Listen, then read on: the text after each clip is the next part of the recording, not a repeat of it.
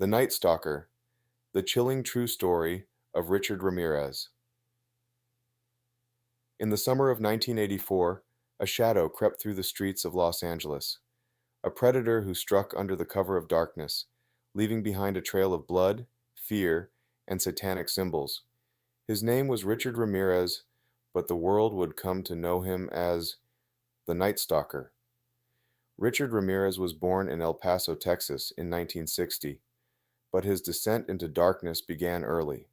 As a child, he was exposed to violence and trauma, including his cousin Miguel, a Vietnam War veteran, who showed him graphic photos of war crimes and boasted about killing women. These experiences warped young Richard's mind, planting the seeds of his future atrocities. By his teenage years, Ramirez was already a petty criminal, stealing and experimenting with drugs. But it wasn't until he moved to California that his crimes escalated into something far more sinister. In 1984, Ramirez began his reign of terror. He would stalk his victims at night, often targeting homes with open windows or unlocked doors. Once inside, he showed no mercy, raping, torturing, and murdering his victims in cold blood.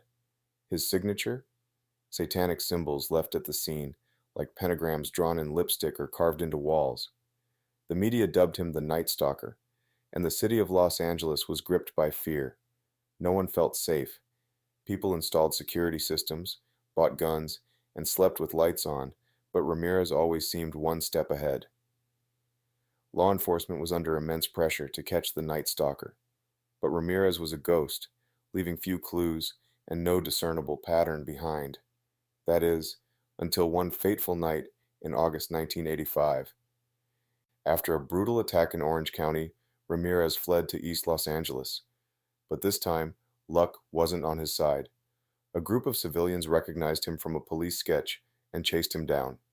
The Night Stalker was finally caught, beaten, and handed over to the authorities. Ramirez's trial was a media circus.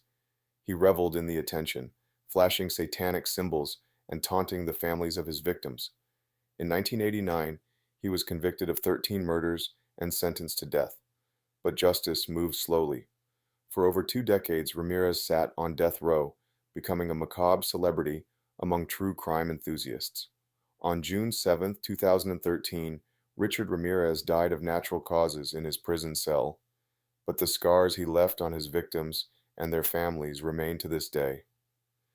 Richard Ramirez's story is a chilling reminder of the darkness that can lurk in the human soul, but it's also a story of resilience, of a community that came together to stop a monster.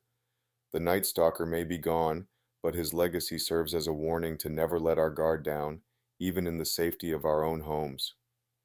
Rest in peace to the victims of Richard Ramirez.